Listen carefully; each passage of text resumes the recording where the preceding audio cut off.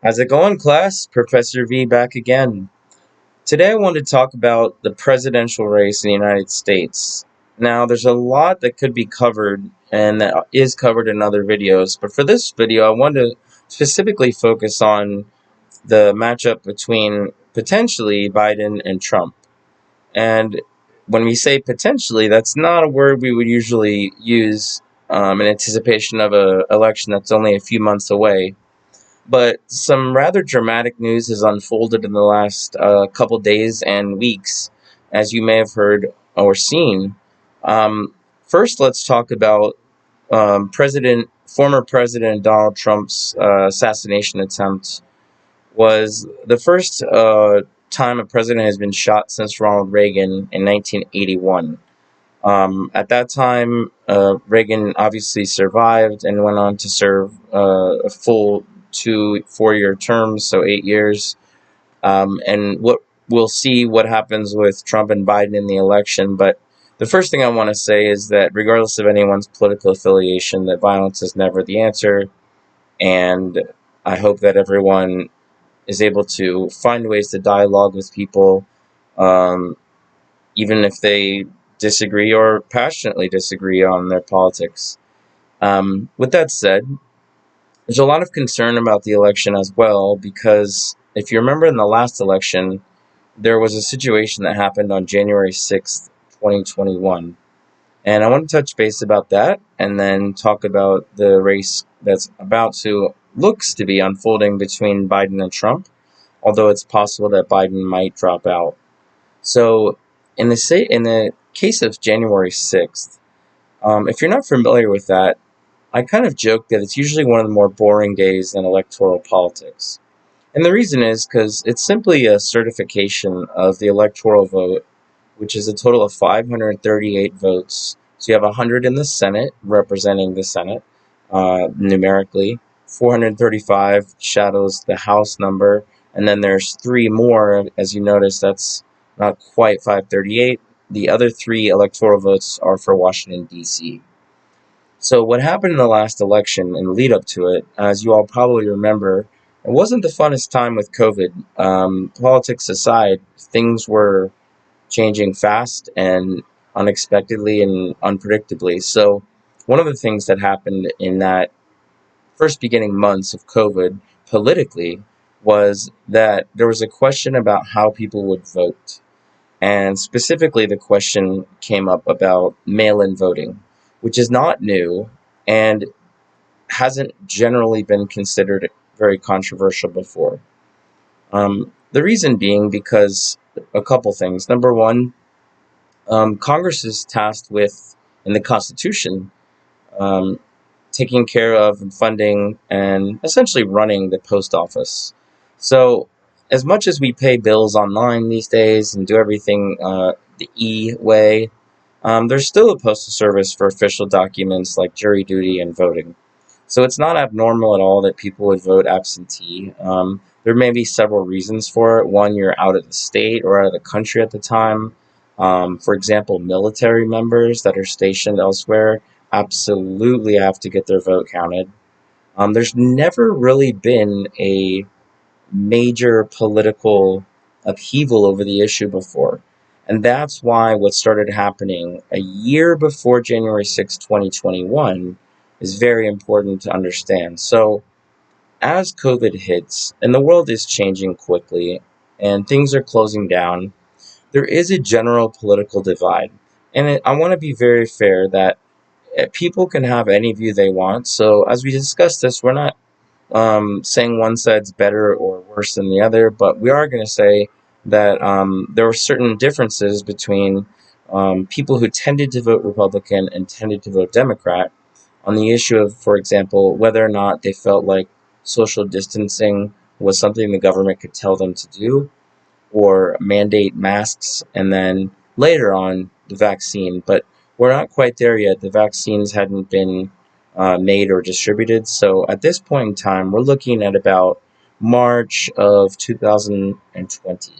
Now, obviously, the election takes place the first Tuesday in November, and then January 20th of the following year, whoever is elected president, is sworn in at the inauguration at noon. So it was normal that on January 6th, there was going to be, about a year later after COVID started, a normal process, usually, where the vice president, who is technically basically the president of the Senate, especially if there's a tie. They don't reside in the Senate and vote in the Senate on a regular basis, but if there's a tiebreaker that needs to be cast, Mike Pence would have done that, and Kamala Harris will do that now. And then the other, among others, but especially important for this, the other task that a vice president has is to certify the electoral vote. Now, let's go back to about March of 2020. So before January 6, 2021 happens, as we talked about the political divide, and it wasn't universal, but it was very strongly the majority of Republican voters that were likely to vote for Trump were going to vote in person. And the people that were most likely to vote for Biden or be Democrat were more likely to vote by mail. So, what happened in the early part of 2020, as sort of data and understanding of voters' potential decisions and how they would vote and for whom they would vote, as that unfolds and becomes more clear, uh, at the time, former President Trump, he did something that I think was fairly clearly strategic, which was he started to cast doubt on the idea of a legitimate mail in ballot. Now, to take his side, he's going to say he wants election security, and Republicans want to make sure that there are no fraudulent ballots. I don't think anyone would disagree with the second part, that we don't want fraudulent voting in any country, in any democracy, the United States included. But neutral observers, and probably all Democrats, more or less thought that perhaps the reason that this issue of starting to undermine the really honestly the veracity, which is the truth and the purity and the way that mail-in voting could be, as it had always been, a fair process that was counted like every other vote. Um, so a lot of people that were watching this from the outside, not taking either side, would say there's an odd but undeniable amount of attention being paid to mail-in ballots and the potential for mail-in ballots to be fraudulent. Why that's significant is because for months and months and months, when Donald Trump was still president and Joe Biden was running amongst other Democrats to become the nominee, Trump had planted doubt after doubt after doubt about mail-in ballots. Many people would argue that the reason he did that is because it was more likely that the people who mailed in their vote would vote for the other candidate, in this case Biden, would vote Democrat.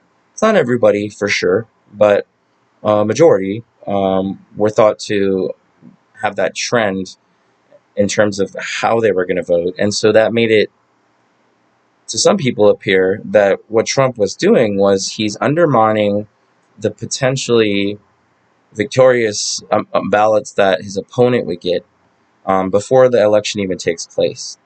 And so he staked an interesting position that you may remember. And if you didn't watch the debates back then, I'm going to encourage you to watch the debate that's happened already this time around, um, and notice some of the language that's being used about this topic. But before we jump to that, in the 2020 debate, Trump was asked, and many times by journalists as well, you're saying that there may be fraudulent ballots, that mail-in ballot voting isn't necessarily secure, even though military members and people with disabilities and other problems that may not allow them to physically go to the poll, or maybe their living situation.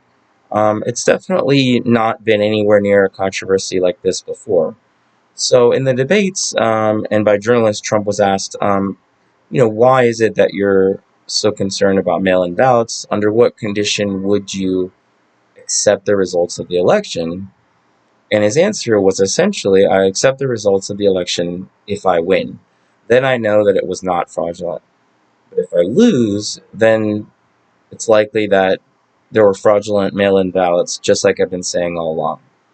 So it's fair to say that there is a very delicate situation here between the Democrats and Republicans. Republicans, specifically Trump, um, were saying that the election may not be secure if it's determined that mail in ballots were the difference maker, so to speak. And that led to building up to January 6th. So at the night of the election, Trump declared victory. At that moment, no one was 100% sure. But Fox News, which is very Republican conservative leaning, and by the way, MSNBC, for example, is very Democrat or liberal leaning. Fox News, rather famously now, um, predicted that Trump was going to lose Arizona and that Biden would win. And that's significant because for a lot of reasons. One, this was actually a pretty close election, although Biden won by millions of votes nationwide. Within the states that were the determining states, which we call swing states or purple states, because they're somewhere between red and blue, Republican and Democrat. In many of those states, the vote was as low as, in the case of Georgia, about 12,000 votes. So when Arizona, for example, got called by Fox News, and it is a prediction, it's not an official declaration, but the news channels since 2000, when Bush and Gore were running against each other, and there were some media outlets that had jumped the conclusion a little bit about statistically it looks as if a Gore is going to win, and then it turns out that Bush won. So generally, the media's actually been objectively fairly responsible with the reporting since then. And I think, if for no other reason, if you're a cynic of the media, that's fine. But it's in their financial interest to be trusted because then they're going to have more viewers. So in that sense, that for Fox News to call the state of Arizona, for example, for Trump, really underline the fact that there's no denying it. Biden has won. It's just the way it is. So since there are 538 electoral votes and the Constitution requires at least one more than half, the winning number then is 270. So California had 55 electoral votes, 2 senators, 53 congressional districts. But then people moved over the course of about 10 years, which is when every census is done. And then more recently now, California has for the first time lost an electoral vote, and Texas has gained one. So we still have 54 votes, but instead of 53 congressional districts, one of the districts was redrawn to be in Texas because their population had increased over 10 years and California's had decreased. So, with all that said, the election is now essentially decided. People on both sides of the aisle they do have disputes, but very loudly and very robustly, Trump was saying, "This is what I told you might happen. There is some type of fraud," and was pushing in every court case imaginable and possible. And there were no courts in the United States that found any evidence that there was any mail-in ballot fraud. And what's ironic, and I think very important for everyone to know, regardless of your political leanings, is that Trump at the time made a very famous phone call, which he may or may not be prosecuted for, in which he called the state officials in the state of Georgia, which had gone Republican since Jimmy Carter, in the 70s. So this is a state that he needed to win and he expected to win in order to stay in the White House. But he didn't win it. And so what he did was he called the state officials in Georgia, and there are audio recordings of this you could find very easily online, where he asked, I believe to use his exact words, to find the necessary votes, which was around a little bit less than 12,000 votes. One more than Biden had, rather, and therefore just enough to win. So he's asking a governor to find votes for him, And to their credit, the officials in Georgia essentially said we can't manipulate or create votes that don't exist, and Trump was denied, and so therefore later, uh, as January 6th approaches, it's clear that there's no legal pathway to stop what is honestly a legitimate victory that, certainly every nonpartisan would acknowledge that Biden won. It doesn't really matter who you support. The facts are what they are, and he won in enough states, especially ones like Arizona and Georgia, Pennsylvania. He flipped states, meaning that states that had gone for Trump versus Hillary Clinton in 2016, Biden had now won in 2020. So a similarly close election in the sense of a couple key states, but Biden's won.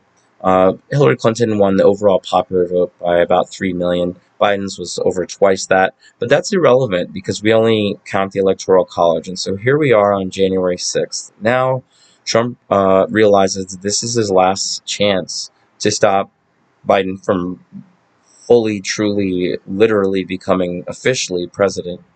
So he asked Mike Pence, his vice president. As you probably know, Mike Pence said, "I don't have the authority to do what you're asking." And what Trump was asking was, he wanted, and when as Pence was read or given the certification results of each state, Trump pressured Pence to return the results back to the states and let their individual legislators decide who was the victor, because he claimed there had been fraud.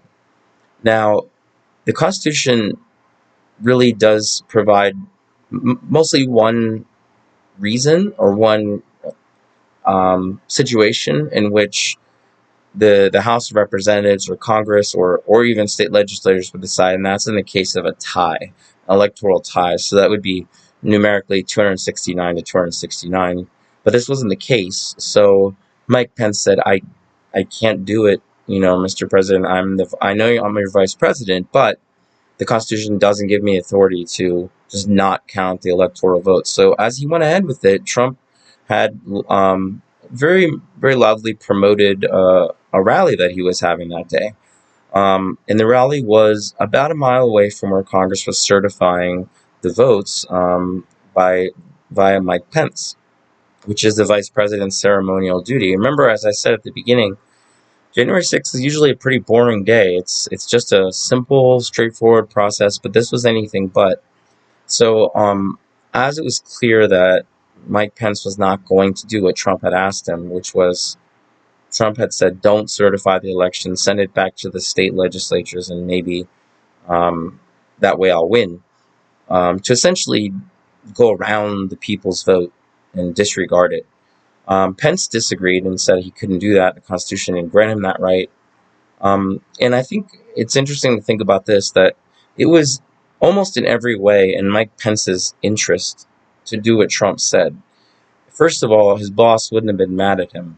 If we talk bluntly about it, the vice president works at the largely, if not completely, at the direction of the president, and so it's very rare that a vice president will go against their president, as they're both in office. As you know now, Mike Pence is not Trump's running mate. It is Senator Vance. And so the reason for that was this situation here, where Trump then in his rally tells people that there has been fraud, that they need to march down to the Capitol with him, which is where Congress is, and that they would fight.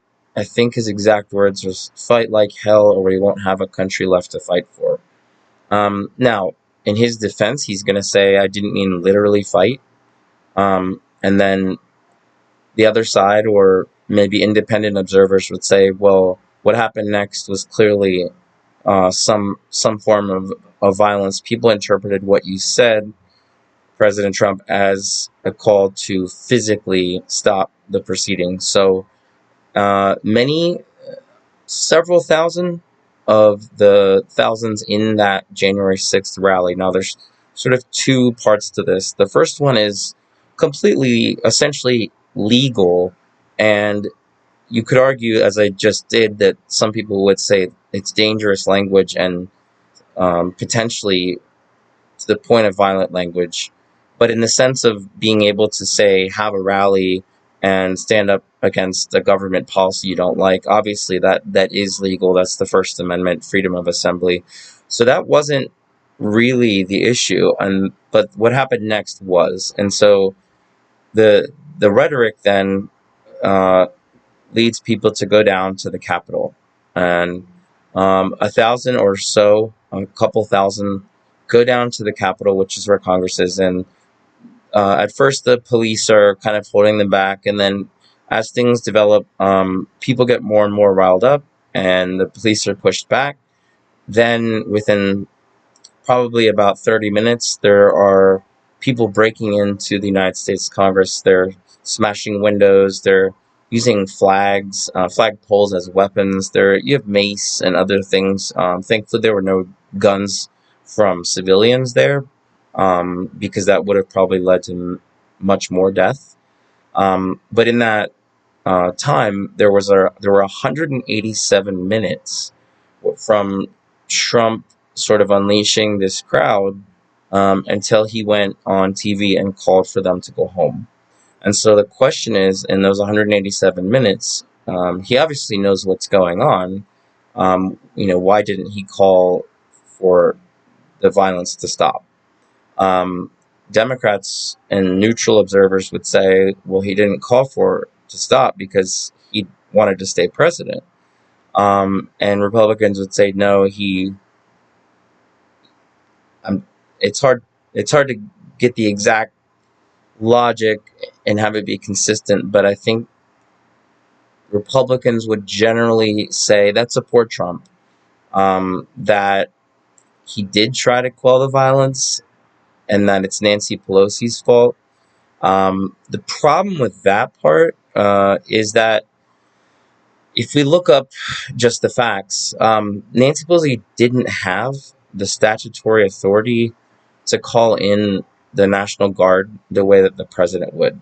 So that's why this is a very delicate argument, because the fact is that there weren't enough security there, and the security that were there, in this case mostly police, were physically overwhelmed. I think it's important to pause and note something, that in that moment, in those 187 minutes of violence, really anarchy, really a political mosh pit, a mob. Um, Democrats and neutral observers would say an insurrection, an attempted almost quasi coup. Republicans would say, those that defend the rally goers that later also went to the actual Capitol, they would say, they were just trying to get a fair result, and indeed they were being patriotic. So as this all unfolds, it's important to know that in those 187 minutes, there was a Trump supporter that was killed, in Ashley Babbitt, and it's a shame when anyone dies at any time for any reason, and so that was a tragedy, of course. But the unfortunate thing is there were also 9 other people that died, and not every one of them died in that moment. And if you weren't aware, as it turns out, there was one police officer killed that day, so one person essentially defending against the riotous mob, one person that was part of the riotous mob, and then 3 others inside. But then within 2 weeks, there were 4 police officers that died by suicide. 4 officers that were in that one event. The one thing they had in common is they all fought for 187 minutes to survive, and they killed themselves. And I think that's important to reflect on, that uh, the reality is that their names matter, their stories matter. Out of respect for their families, I don't I don't speak about their identities, but I will say that The only other time in American history that I am aware of where multiple police officers have committed suicide after a major event was after Hurricane Katrina. Um, so some people would say that there's a push by what's called Blue Lives Matter to have people respect the job of police, but then others would say, well, Black Lives Matter came first, and you can't be born blue. And so many on the other side would say that Blue Lives Matter is potentially racist. And just want to be clear, I'm not taking sides here, so I want to explain both. The side of Blue Lives Matter is, police have a really hard job. They need to be respected, and um, their service needs to be honored, and there shouldn't be violence against them.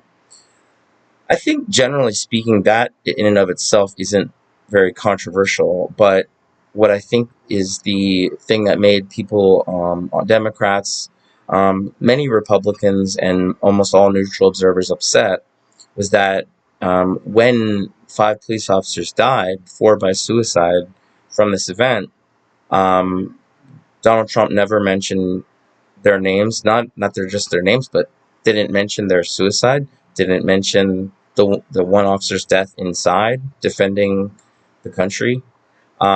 So a lot of people felt that sort of exposed on the Democrat side. They felt that exposed the fact that Blue Lives Matter movement, they feel, is a counter movement to Black Lives Matter, which existed first. It actually started a full decade ago, at least, with the unfortunate death of Trayvon Martin, who was a young black man, young man under 18, who you may remember or have heard about was wearing a hoodie, walking home from getting a snack from the store. Was followed by somebody and eventually killed by them. That was actually kind of the birth of the Black Lives Matter movement. But then, as a decade goes by, and then George Floyd happens, the world became very aware of Black Lives Matter. It's interesting because I would ask my students back in 2014, do you know the interest group or the movement of Black Lives Matter? And almost no one did. And then I'd ask them in 2015. And if you know any of these stories like Eric Gardner or later on Breonna Williams and Ahmaud Arbery, and then George Floyd. There were Sandra Bland. There were many. Some taped Jacob Blake. Some taped, some videoed, some not.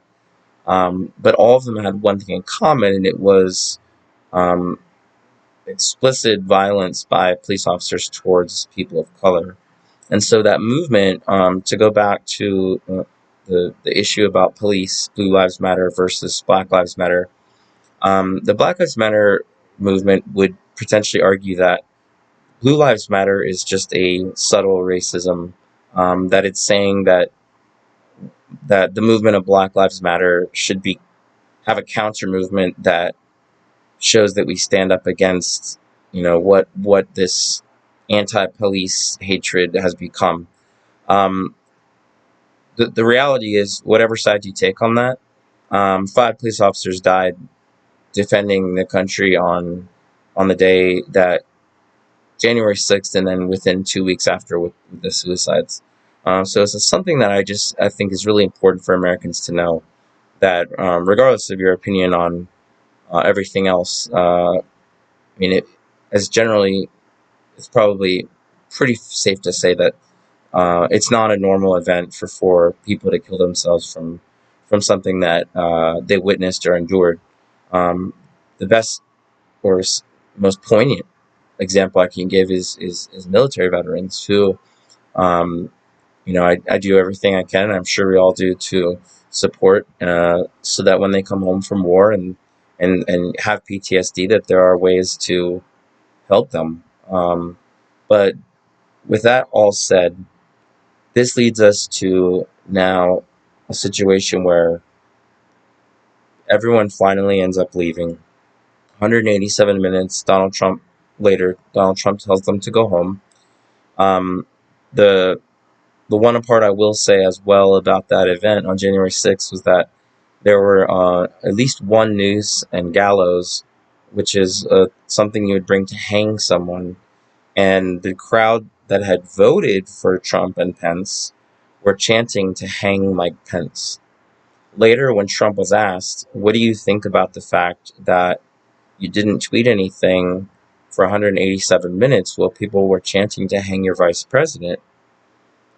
He said that he did get on TV and call for peace, which, to be fair, was 187 minutes later. But then he also said, in an interview later with Fox News, that the reason he was asked by the journalist, essentially, what do you make of the fact that people are chanting "Hang Mike Pence" and also Nancy Pelosi? But this question was about Mike Pence, and he said, well, people were really upset with him.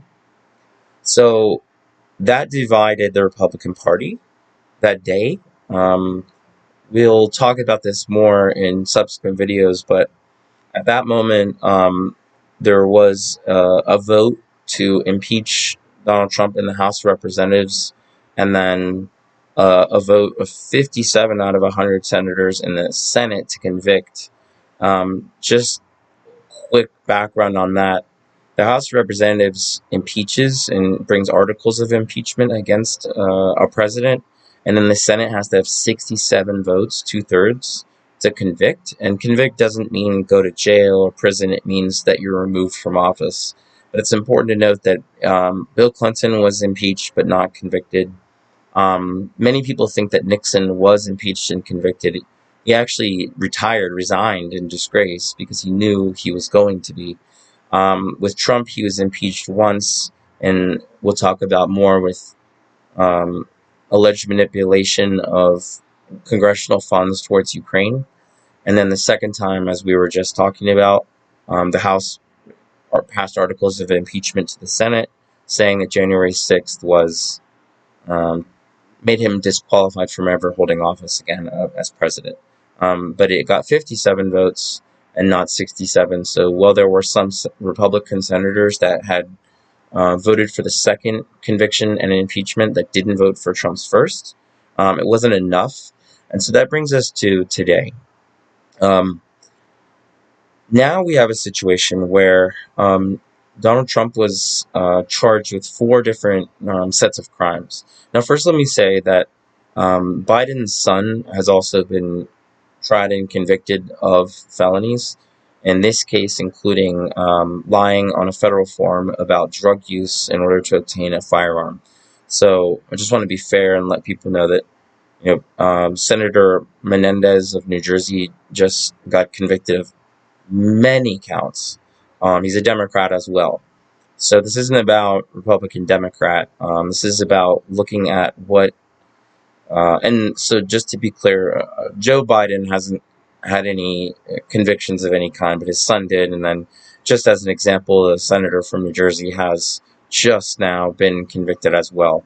But the reason this is so significant is because Trump is charged with 4 different indictments. And the way an indictment works in this case is there's really 2 ways to bring it. One would be if a prosecutor or special prosecutor, district attorney, attorney general, for example, says, we believe there's enough evidence to charge this person with a crime.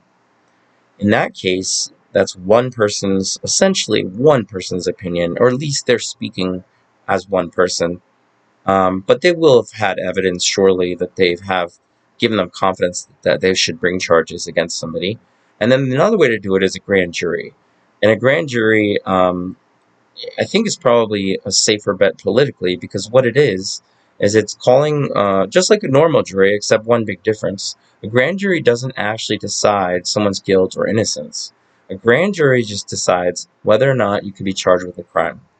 So Trump was in 4 different locations, in 4 different cases, in 4 different sets of indictments, charged with, and let's start with the one that pertains to what we're talking about, January 6th, and essentially the accusation is leading potentially a coup or an insurrection, and having people get killed.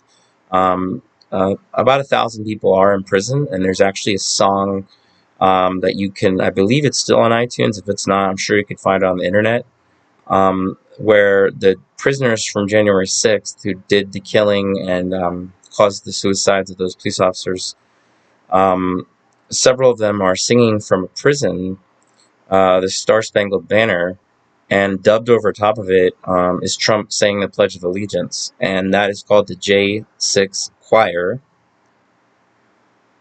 and that is a way to raise money for what Trump calls political hostages that have been convicted of trying to kill the Vice President Nancy Pelosi and also um, stopping official acts of Congress like the certification. So back to where we were, the first set of indictments has just essentially been thrown away. And that was not the government's decision, nor any grand jury. That was a decision made by Judge Cannon, who was appointed by President Trump. Now, for any federal judge, presidents get to, including Supreme Court, presidents get to nominate someone, and the Senate will vote yes or no. And that one, it's not 2/3, it's not 67 votes, just a simple majority.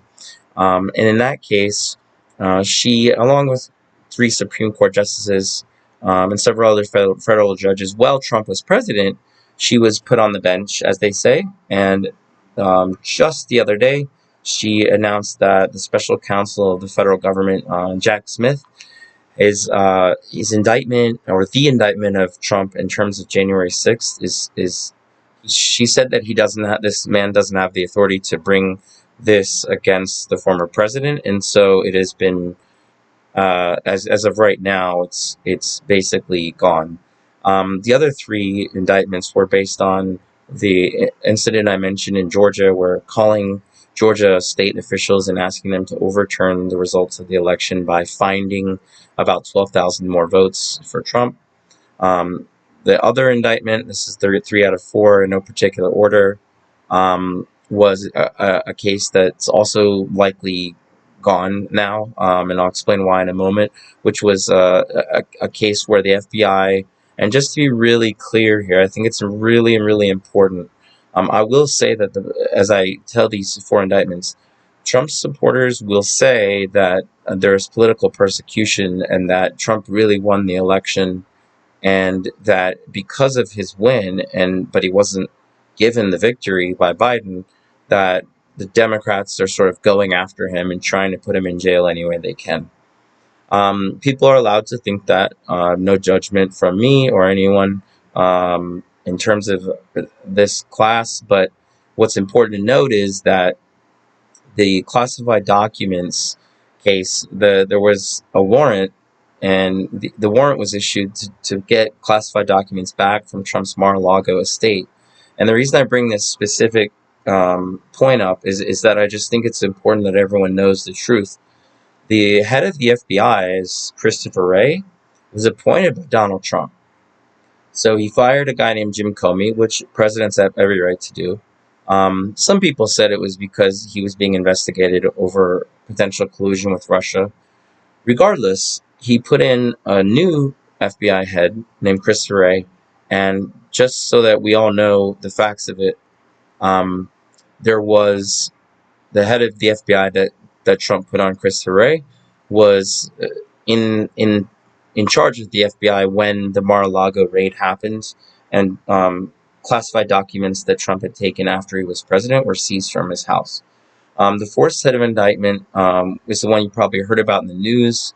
It was over 30 counts of 30 felonies, including, let's just say, adult actresses claim that there was an affair between her and Trump when Trump was a private citizen, meaning before he was president, and that he paid her $130,000 not to say anything. Now, it's important to note here also that there are similar things that have happened before. It's not flat in itself illegal to ask someone not to speak about something, to have them agree to an amount of money, to sign a non-disclosure agreement, and then to have the matter settled. That's not in and of itself illegal, but the the over 30 convictions that Trump just got in New York were based on the accusation by the government and his former lawyer, Michael Cohen, that the payments were done illegally, and that there was essentially subterfuge that was involved in illegally um, taking money from one place and paying it without the government being able to see, without being transparent.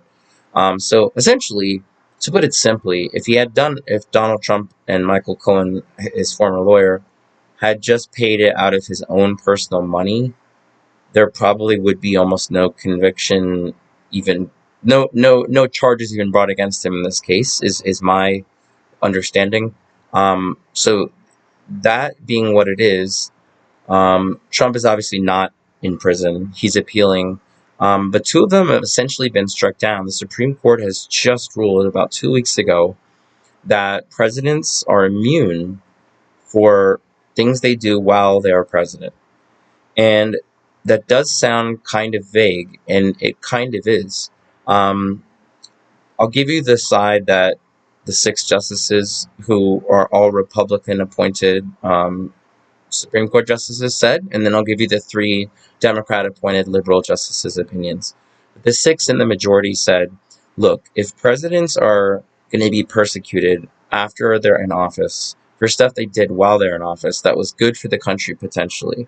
Now, I don't think anyone's arguing that these things were good for the country. That's not the argument. The argument is, can a president be held liable for something they do while they're president?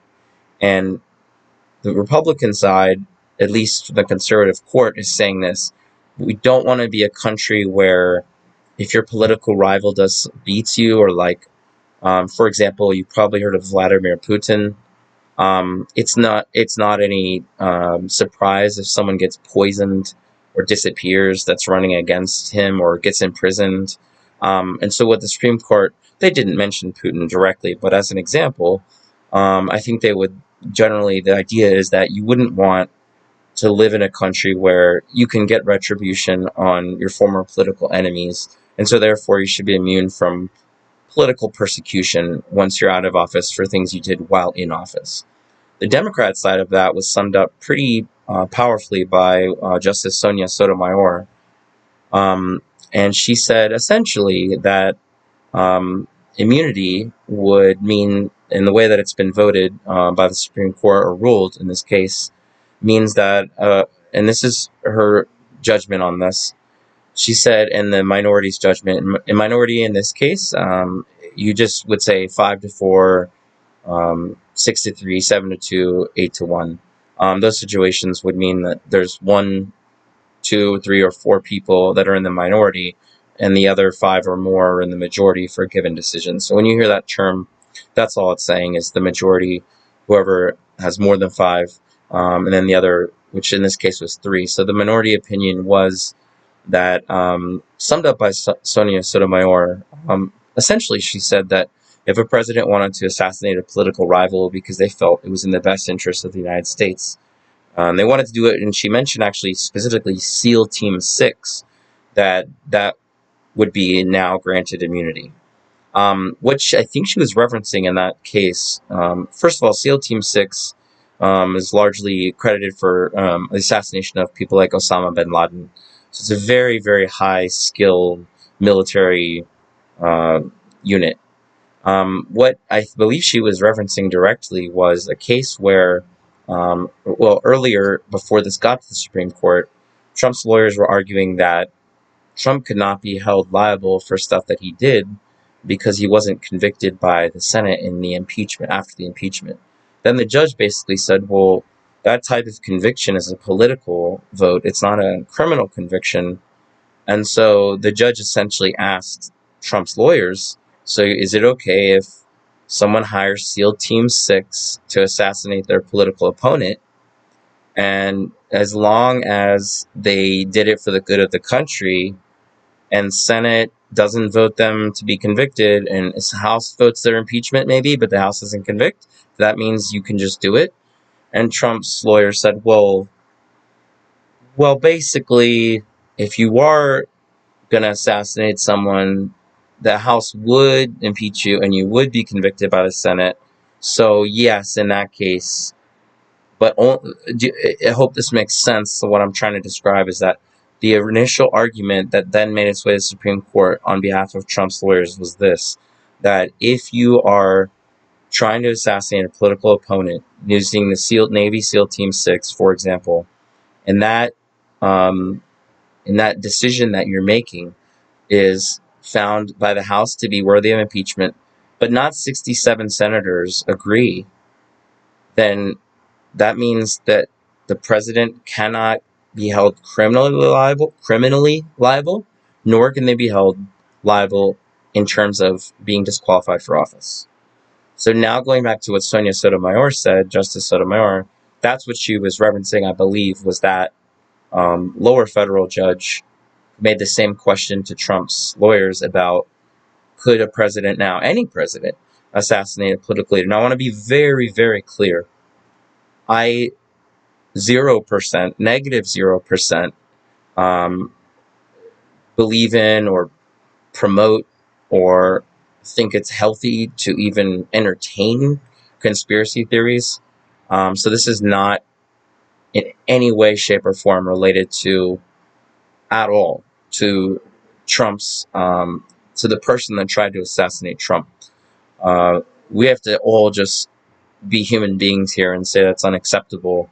And you know, taking a step back, I think legally people would say, of course, no president's actually going to assassinate the person running against them. That isn't what this ruling is supposed to do.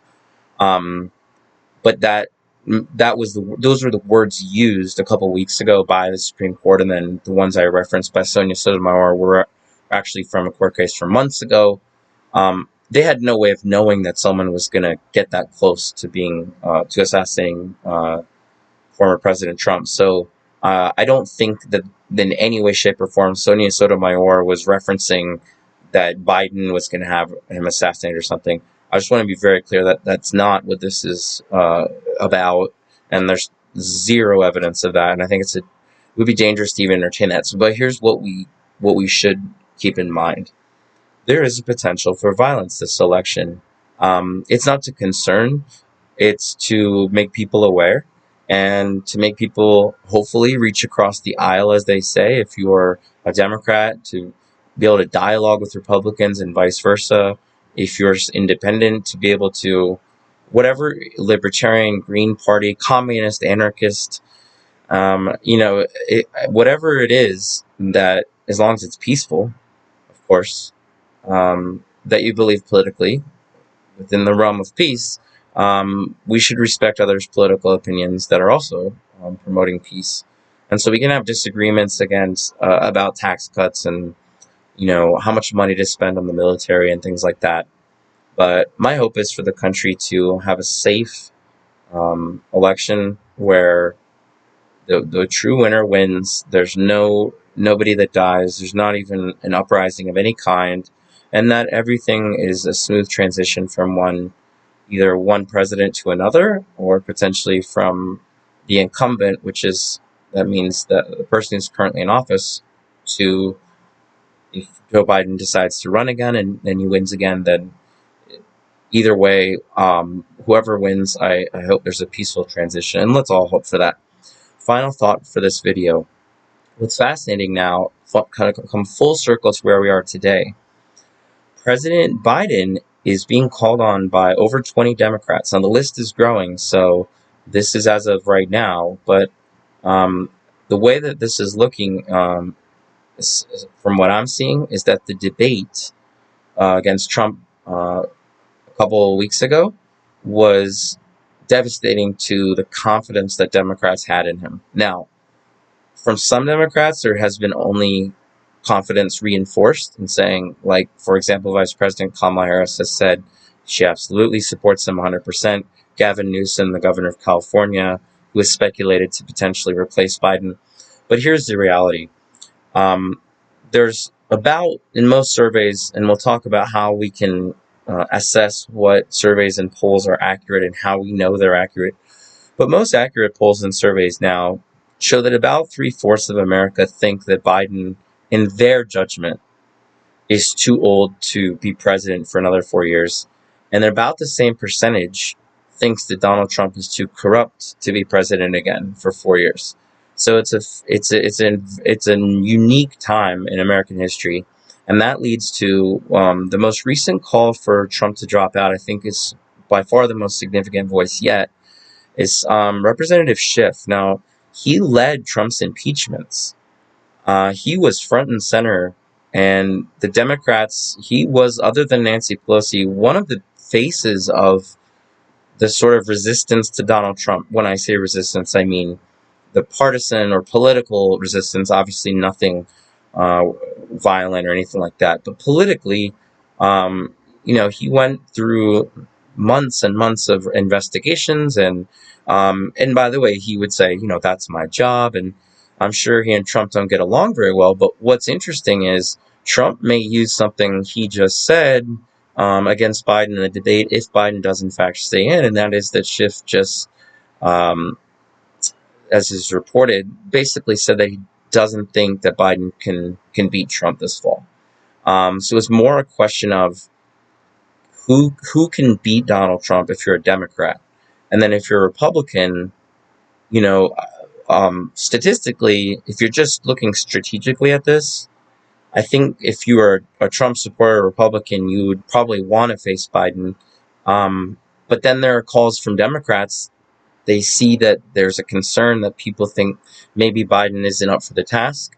And so that has led to calls from, most recently, Adam Schiff, who is a major leader in the Democratic Party, to say kind of the quiet part out loud that it's hard to know how many Democrat leaders actually agree with him and how many have just said it out loud and haven't.